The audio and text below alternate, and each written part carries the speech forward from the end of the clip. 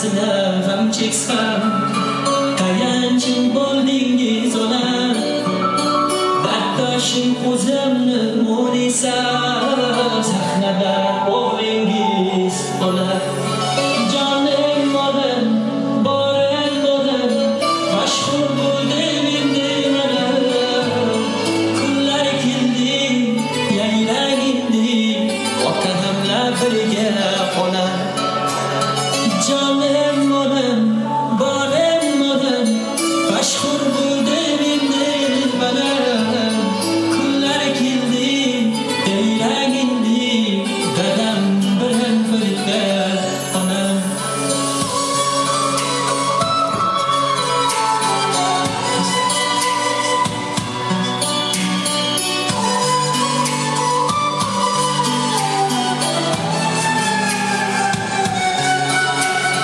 kimlar qoldi kimlar ketdi yillar ba'zan ko'zim yoshlatdi hatto eng yaqinlar tark etdi faqat siz qoldingiz onam aytgan aytolmagan gaplarim bor boy bergan necha fursatlarim bor bugun aytayman takror takror boringizga shukur onam ko'zlari tinmagan yo'lim kutganman borsam gar qoshiga jonim yuz yozib endi haromdan davralar to'rida onam jonim onam borim onam mashhur bo'ldim endi kunlar keldi yayrang endi otam bilan birga onam jonim onam borim onam mashhur bo'ldim endi kunlar keldi yayrang endi dadam bilan birga onam